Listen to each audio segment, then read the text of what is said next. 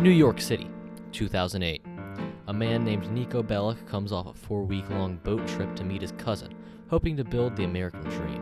Smash cut to a few days later, and he's wrapped up in the Russian crime world and finds himself holding Vladimir Glebov at gunpoint.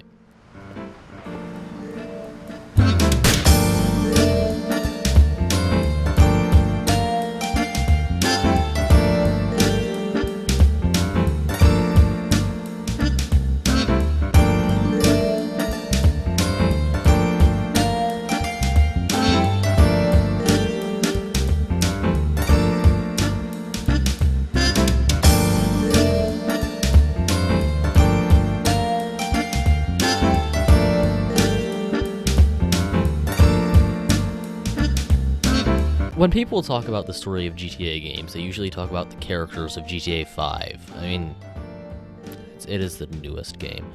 But the more interesting analyses talk about the satire of American culture that is at the core of GTA. But I really think that GTA 4 is better than 5, at least when it comes to the story. GTA 4 is a game about being an immigrant. Niko was lured to the US by his cousin Roman, talking about being rich and having lots of women and being a businessman, and not like the old country. Once Niko gets to the US, what is Roman doing? He's a cabbie. He owns a taxi company and lives in a fucking one-room apartment. The best part is, he's not living in that apartment anymore. He's actually in extreme debt to the Russian mafia. Hey, bloody boy! Everything in GTA 4 goes back to the central idea of the American dream. The radio stations are parodies of NPR and Fox News, and when you talk with other immigrants, it's always about the American dream. It's not especially subtle, I guess, but it's well done. One of my favorite moments in the entire game isn't a giant gunfight or an insane car chase. It's a conversation between the wife of a crime lord and Niko. The crime lord isn't home, and his wife Elena lets Niko in. Elena has some tea and a samovar. That metal thingy there. Then they get to talking. You want some tea? Sure. Mikhail doesn't let me use this anymore. Says it makes us look like barbarians. Uncivilized. Like immigrants. Oh, yeah? I know what you're thinking. It is a bit funny coming from him.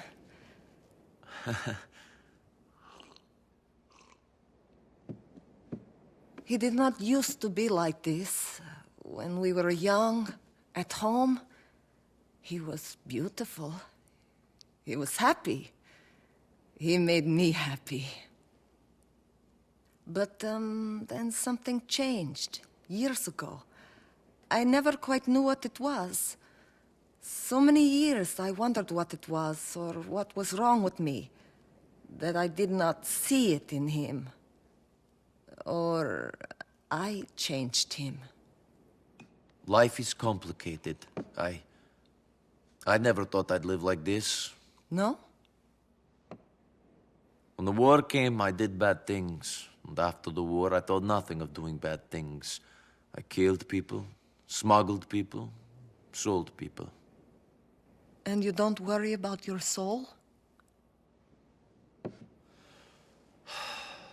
After you walk into a village and you see 50 children, all sitting neatly in a row against the church wall, each with their throats cut and their hands chopped off, you realize that the creature that could do this doesn't have a soul. God is very complicated. You mustn't give up hope. Well, I don't know about that. Привет, Лена. Привет, Emma. What is that? I tell you one thing and you ignore me! You stupid bitch! Niko Bellic, baby.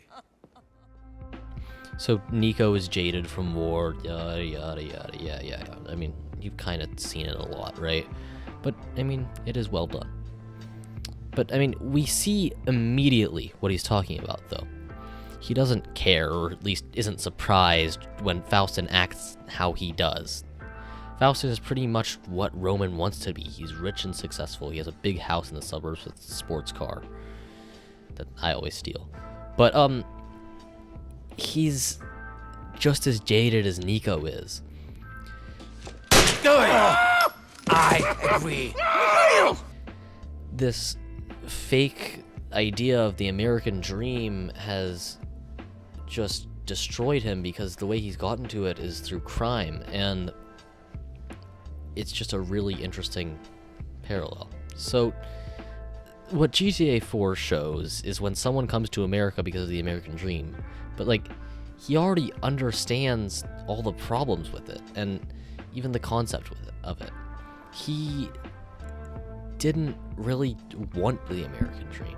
He just never put together that America wouldn't be any different than the old country.